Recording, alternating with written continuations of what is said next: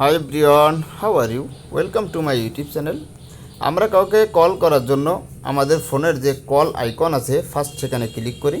তারপরে যে কল লিস্টটা আছে, কল লিস্টটা চলে আসে। সেখান থেকে আমাদের প্রয়োজন মতো যাকে দরকার তাকে ফোন করে থাকি। এখন কল যে অপশনটা আছে ওই অপশনে আপনি ক্লিক করলেন কাউকে কল করার জন্য, তখন দেখলেন যে ফোনের লিস্ট বা যাদের নাম আপনি সেভ করে রেখেছেন তাদের কারো নামই এখানে আসছে না, কোনো নাম্বারই শো করছে না। এই সমস্যা কিন্তু অনেকেই ফেস করতে পারেন। এই সমস্যা যদি হয়ে থাকে তাহলে আপনার এই ফোনের যে আইকন আছে এই ফোনের সঙ্গে কন্ট্যাক্টের যে এই অ্যাক্সেসটি দেওয়া নেই। এটি আপনাকে অ্যাক্সেস করতে হবে। কিভাবে এই অ্যাক্সেস দেবেন আজকের ভিডিওতে আমি আপনাদেরকে দেখিয়ে দেব। এর জন্য যে কাজটা করতে হবে, প্রথমে আপনার মোবাইলের ডিসপ্লেতে আসতে হবে। ডিসপ্লেতে আসার পরে আপনি সেটিং আইকন দেখতে পাবেন। এই সেটিং আইকনে আপনি ক্লিক করে দেবেন।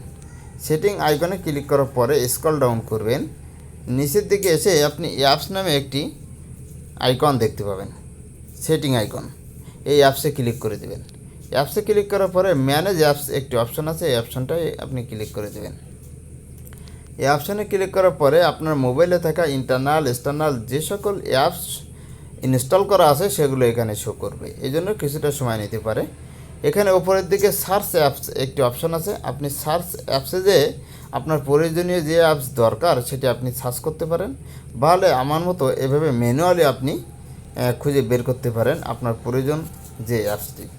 আমি ম্যানুয়ালভাবে খুঁজে বের করছি। আমি অলরেডি ফোন যে আইকন আছে আইকনটি পেয়ে গেলাম। এই আইকনের ওপরে ক্লিক করে দিলাম। ক্লিক করার পরে অ্যাপস পারমিশন একটি অপশন দেখা যাবে। এই অ্যাপস পারমিশন অপশনে আমি ক্লিক করে দিলাম। এখানে ক্লিক করার পরে কন্ট্যাক্ট যে পার্সনটা আছে এখানে আমার এখানে অ্যালাউ করা আছে।